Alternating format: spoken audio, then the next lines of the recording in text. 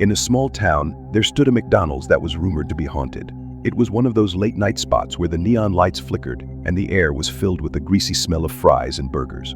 But a group of friends dared to visit after dark, fueled by curiosity and a thrill-seeking spirit.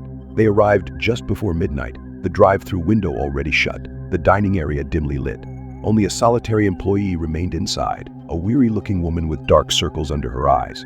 "We're closed, but I can take your order," she said with a hollow voice. They ordered their usual Big Macs, fries, and milkshakes, then sat at a corner booth, laughing off the eeriness of the place. As they waited, they noticed the woman's strange behavior. She never seemed to move from behind the counter, and occasionally she would glance at them with an unsettling grin that revealed more teeth than seemed natural.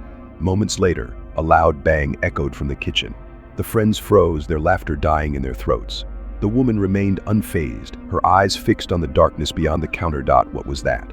whispered Jake. "The bravest of the group. Probably just the friar," said Lily, trying to reassure them. But deep down, she felt an unease creeping in. As they took their first bites of the food, the lights began to flicker more intensely.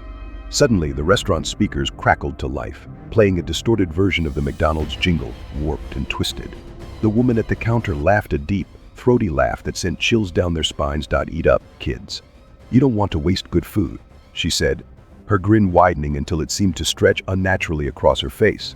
Feeling increasingly uncomfortable, the friends decided to leave. But as they stood up, the doors slammed shut, trapping them inside. The atmosphere shifted, and they could hear whispers coming from the kitchen, echoes of laughter that weren't their own, mixed with the sound of sizzling oil. Panic set in. They tried to push against the doors, but it was as if an unseen force held them in place. The woman started to move closer, her once sweet demeanor now sinister and predatory. "You wanted a midnight snack, didn't you?" she hissed, her eyes gleaming with something dark. In a desperate bid for freedom, Jake sprinted toward the back of the restaurant. The others followed, but as they turned the corner, they were met with a horrifying sight. The kitchen was filled with grotesque figures, pale and twisted, their faces obscured by the shadows. They were former customers, trapped in a nightmarish existence, forever doomed to serve the fast food chain. The friends realized they would never leave. The woman smiled, her teeth sharper than before.